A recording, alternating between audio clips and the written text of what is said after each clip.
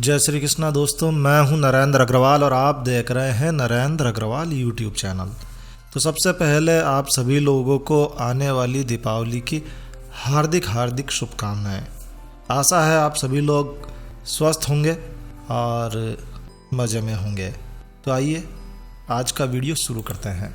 दीपावली की रात अमावस्या की काली रात होती है और प्राचीन मान्यताएं कहती हैं कि इस दिन माता लक्ष्मी जी स्वयं धरती पर भ्रमण करती है और इसीलिए इस दिन यानी कि दीपावली के दिन माता लक्ष्मी जी को प्रसन्न करने के लिए लगभग हर घर में महालक्ष्मी जी का पूजन किया जाता है। कई बार ऐसा भी देखने में आया है कि जो लोग हिंदू धर्म से नहीं है वो लोग भी दीपावली के दिन माता लक्ष्मी जी का पूजन करते हैं, क्योंकि लक्ष्मी यानी कि धन की ज़रूरत सभी को है। तो इस दिन माता लक्ष्मी जी को प्रसन्न करने के लिए हर घर में महालक्ष्मी जी का पूजन जरूर से किया जाता है। तो माता लक्ष्मी जी को घर में आमंत्रित करने के लिए कई दिन पहले से ही तैयारियां शुरू हो जाती है और घर को पूरी तरह से साफ किया जाता है। तो दीपावली को जीवन में धन और समृद्धि पाने के लिए देवी लक्ष्मी जी को खुश करने के लिए सबसे अच्छा दिन माना गया है।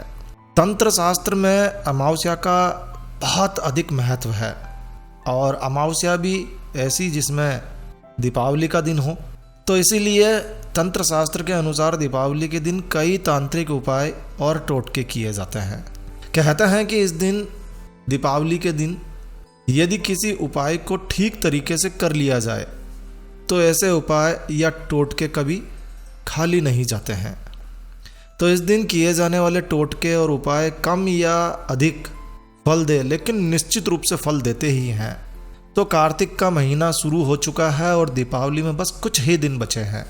तो आज इस वीडियो में हम आपको एक ऐसा चमत्कारी तांत्रिक उपाय बताने जा रहे हैं जिसे करने के लिए आपका कुछ लगता नहीं है और ना ही इस उपाय को करने के लिए आपको कहीं जाना है, क्योंकि यह उपाय आपको आपके अपने घर में करना है, लक्ष्मी जी के पूजन के समय ही करना है। और इस उपाय में आपका कुछ लगता भी नहीं है, बस ज़रूरत है आप इस उपाय को पूरे मन से, पूरी आस्था के साथ, पूरे विश्वास के साथ, पूरी श्रद्धा के साथ करें। और हाँ, ये बात याद रखें, यह एक छोटा सा उपाय है जो आपकी ज़िंदगी को बदल भी सकता है। तो आइए शुरू करते हैं। तो दीपावली की रात में आप किसी भी शुभ लग्न में या शुभ काल में पूजा करें और पूजा के साथ ही आपको ये उपाय करना है। ये उपाय केवल दीपावली के दिन ही किया जा सकता है। तो यह उपाय बहुत ही आसान है, पीली साबुत हल्दी से जुड़ा हुआ उपाय है। तो इसके लिए आपको क्या सामग्री चाहिए वो हम आगे आपको बताने जा रहे हैं। ये उपाय बहुत ही प्राचीन उपाय है, आजमाया हुआ उपाय है और लगभग लुप्त हो चुका था, लेकिन हमने प्राचीन तांत्रिक उपायों की खोज में हमें ये उपाय मिला है और हम आपको ये उपाय शेयर कर रहे हैं। तो ये उपाय बहुत ही आजमाया हुआ उपाय है और लगभग 85% लोगों ने ये स्वीकार किया है कि जिन्होंने इस उपाय को किया है उनकी आर्थिक स्थिति में अप्रत्याशित रूप से सुधार आया है और उनकी आर्थिक स्थिति मजबूत हुई है। तो ये आपके विश्वास की बात है। तो ये बड़ा ही आसान और बड़ा ही चमत्कारी उपाय है। तो इस उपाय के लिए आपको 5 पूरी तरह से साबुत हल्दी लेनी है।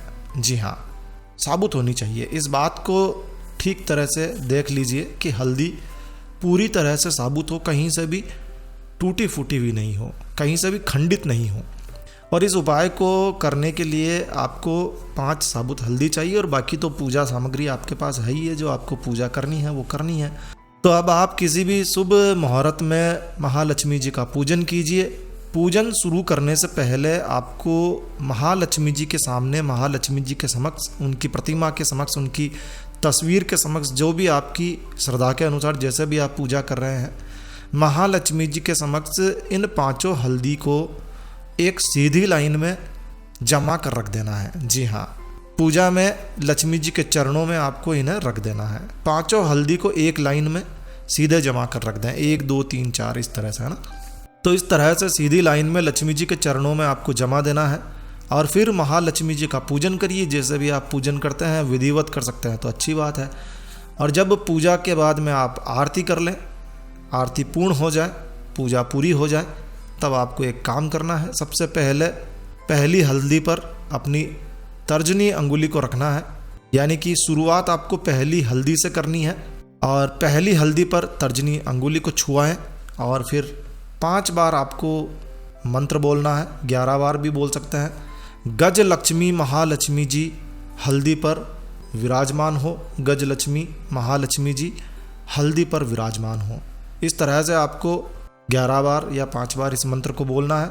फिर दूसरी हल्दी पर वही अंगुली आपको रखनी है, तर्जनी अंगुली दूसरी हल्दी पर रखिए और फिर से मंत्र दोहराइए, गज लक्ष्मी महालक्ष्मी जी हल्दी पर विराजमान हो।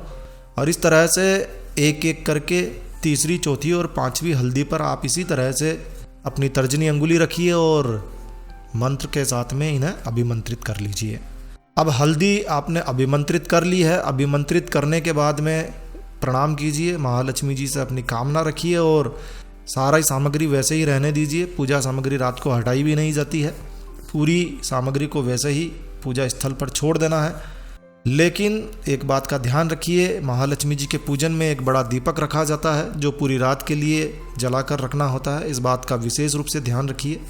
गाय के दूध से बना शुद्ध घी होना चाहिए, उसी का दीपक होना चाहिए। इस बात का विशेष रूप से ध्यान रखिए। तो पूरी रात के लिए एक दीपक वहाँ जलता हुआ रहना चाहिए, प्रज्वलित रहना चाहिए। सुबह सूर्य उदय तक ये दीपक बुझना नहीं चाहिए। सुबह जब आप उठें तो नहा धोकर सबसे पहले आपको चाहिए कि आप इन 5 हल्दी को उठा लें और हल्दी उठाने से पहले माता लक्ष्मी जी को प्रणाम करें, हल्दी को प्रणाम करें और आपके घर में माता लक्ष्मी जी से प्रार्थना कीजिए कि वो स्थायी रूप से आपके घर में ही निवास करें। और फिर पहली हल्दी को आप अपने तिजोरी में या अपने घर में जो आपने धन स्थान बना रखा है, अलमारी या जो भी आपने स्थान बना रखा है, गुप्त स्थान है, तो वहाँ रख दीजिए। और दूसरी हल्दी को आपको अपने व्यापार स्थल पर रखना है। यदि आपका व्यापार स्थल है तो उसे व्यापार स्थल पर रख दीजिए, अन्यथा घर पर ही उसी जगह पर रख दीजिए जहाँ आप पैसा रखते हैं, या फिर व्यापार में जहाँ आप पैसा रखते हैं, तिजोरी, गल्ला, जिसे जो भी आप कहते हैं, वहाँ पर आप रख दीजिए। तीसरी हल्दी को आपको अपनी रसोई घर में यानी किचन में रखना है। ये एक ऐसा चमत्कारी उपाय है, जब आप इसे रसोई घर में रखते हैं तो रसोई घर में धन धान्य से रसोई घर परिपूर्ण रहता है, रसोई में कभी कमी नहीं रहती है। चौथी हल्दी आपको पूजा स्थल पर रखनी है, जहाँ आप रोजाना पूजा करते हैं, यानी कि घर के मंदिर में रख देनी है। और 5वीं हल्दी को आपको अपने पर्स में रख देना है। यदि आप एक पुरुष हैं और पर्स को आप अपनी पीछे वाली जेब में रखते हैं तो इस हल्दी को आप पर्स में ना रखें तो अच्छा है।